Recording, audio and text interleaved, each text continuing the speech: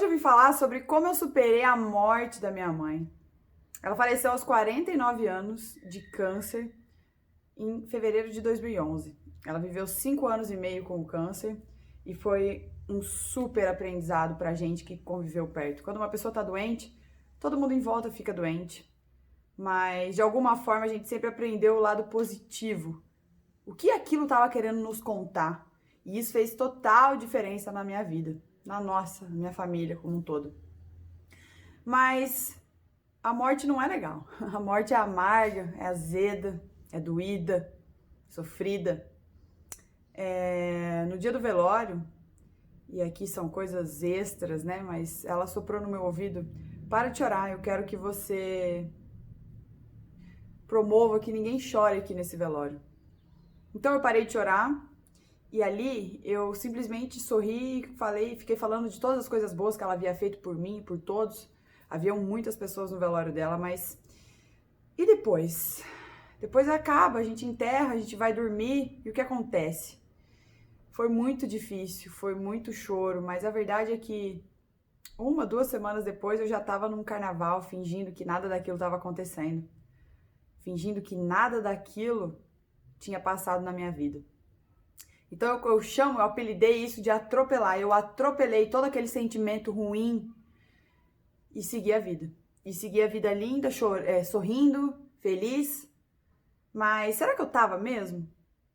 E então isso eu passei por muitos anos. Eu tinha 19 anos quando ela morreu. E foi aos 28 que eu me toquei que algo estava errado comigo. Porque logo depois da morte dela, eu atropelei então todos esses sentimentos difíceis. Não quis encarar, eu fingia que eles não existiam e segui a vida tranquilamente, escrevendo textos maravilhosos, inclusive. Só que será que era aquilo que eu realmente sentia? Ou eu estava falando para mim mesma que era melhor eu acreditar naquilo do que naquela verdade que estava escondida? E foi então que eu comecei a ter vários sintomas.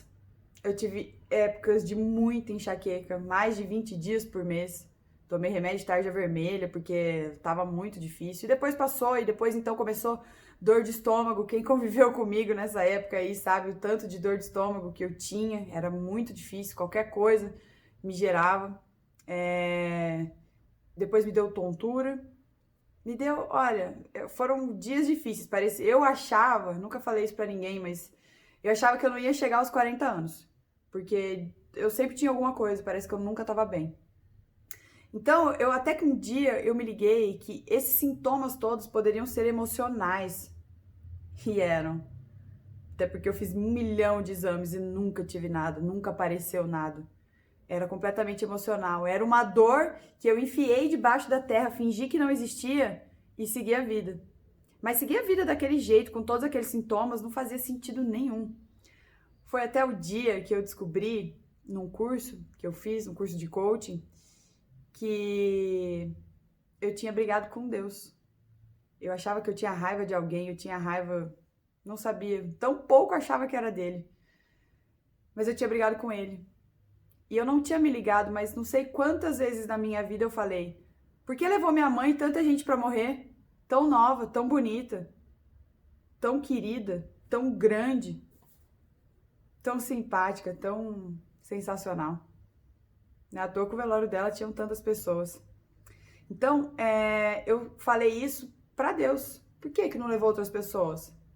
De forma alguma eu tinha entendido que talvez a missão dela tivesse sido concluída. De forma alguma eu entendi que eu tinha aprendido muita coisa com aquilo. A dor, ela existe, mas o sofrimento é bem opcional. E naquela época, eu escolhi não sofrer e não sentir a dor, mas a dor existia. Sofrer eu não quero mesmo. Hoje eu não sofro. Dói, dói. Não é legal não ter mãe viva aqui, né? Fisicamente. Mas eu não sofro mais com isso. Consigo falar tranquilamente sobre isso. Foi uma escola. A vida e morte dela foi uma escola e continua sendo. Fazem quase 10 anos da morte dela e eu ainda venho aprendendo. E mais, quando ela morreu, é como se ela tivesse largado o fardo dela, certo? Deixou no chão. E para ela não morrer dentro de mim, ou fisicamente, eu peguei o fardo dela e coloquei nas minhas costas. Além do meu, tinha o dela. e virei a mãe do meu irmão, a esposa do meu pai. Vocês devem conhecer alguém por aí assim. E quanto isso é difícil, quanto isso trava a nossa vida, além de todos os sintomas físicos, ainda tinha todos esses sintomas emocionais, porque eu só queria manter minha mãe viva. Cara, é impossível manter ela viva fisicamente.